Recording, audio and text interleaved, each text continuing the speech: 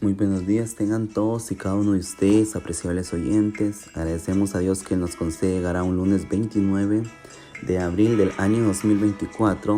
Nuestro tiempo con Dios trae como título Sin Dios hay aflicción. Lo encontramos en Primera de Reyes, capítulo 11, versículos del 14 al 25, donde la palabra de Dios nos habla de la manera siguiente. Y Jehová suscitó un adversario a Salomón, Hadad, edomita, de sangre real, el cual estaba en Edom. Porque cuando David estaba en Edom, y subió Joab, el general del ejército, a enterrar los muertos, y mató a todos los varones de Edom. Porque 6 meses habitó allí Joab y todo Israel, hasta que hubo acabado con todo el sexo masculino en Edom. Hadad huyó y con él algunos varones edomitas de los siervos de su padre y se fue a Egipto. Era entonces Hadad muchacho pequeño.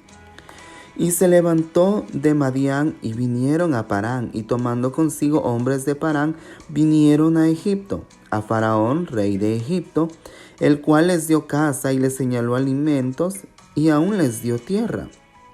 Y halló Hadad gran favor delante de Faraón, el cual le dio por mujer la hermana de su esposa, la hermana de la reina de Tapenes.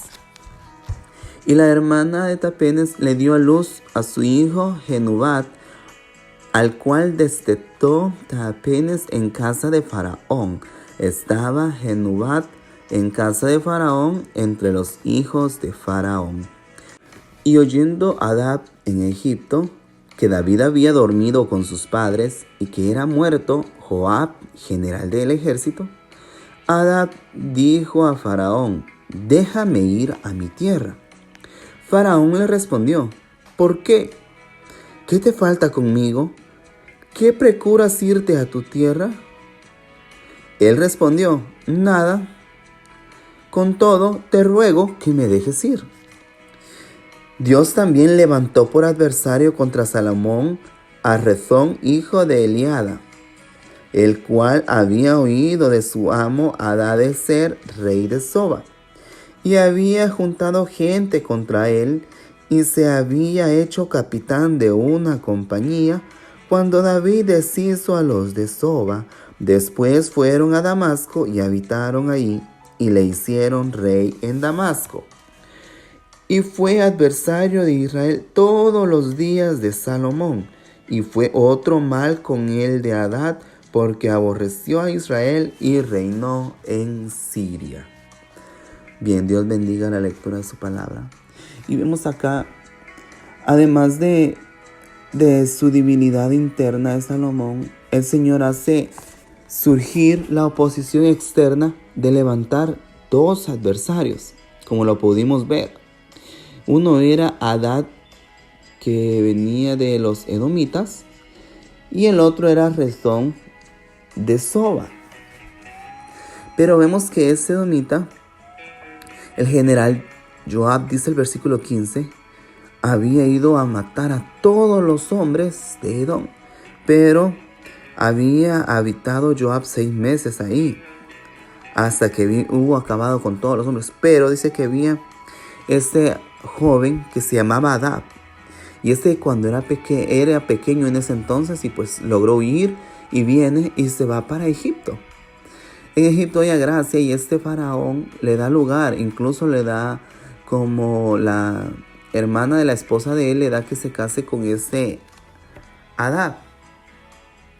Pero vemos que tiempo después, cuando se da cuenta Hadad que David había dormido con sus padres, es decir, ya había muerto, y que también el general Joab del ejército también estaba muerto, pues él dijo: bueno, hoy voy a ir a la tierra de donde yo era. Fue a buscar venganza. Y vemos que también había otro en ese entonces, cuando David había matado a los de Soba. Rezón huye y después se hace fuerte. Entonces es aquí, hermanos, Hadad, el enemigo de Salomón. Vemos que la apostasía de Salomón acarrea el castigo divino, porque vemos que Dios quita de Salomón la protección y la paz concedida. Y si usted se pregunta por qué, yo creo que ya lo alcanzamos a ver. ¿Por qué? Por las mujeres que tuvo Salomón, su corazón hace que se desvíe de Dios, y él lo que hace es levantar altares para otros dioses. Entonces, la aparición del adversario muestra que la paz de Israel no fue resultado de un ejército poderoso, sino de la protección soberana de Dios. Vemos que ese Hadad edomita era de la sangre real y que se había refugiado en Egipto cuando David y Joab conquistaron Edom. Vemos que, como dijimos, ¿verdad?, se casó con la cuñada de Faraón y su hijo creció en el palacio egipcio. Entonces, Hadad había gozado de poder en Egipto y era pariente político de Salomón. El yerno de Faraón, después de la muerte de David, Hadad vuelve a Edom y probablemente haya invalidado a Israel para afligir a Salomón. Vemos que la paz no es falta de adversarios, sino es el resultado de la protección de Dios. Entonces, vemos que acá, muchas veces para tener paz no es por los adversarios, que a veces decimos, no tengo paz por este adversario. No, es el resultado de la protección de Dios.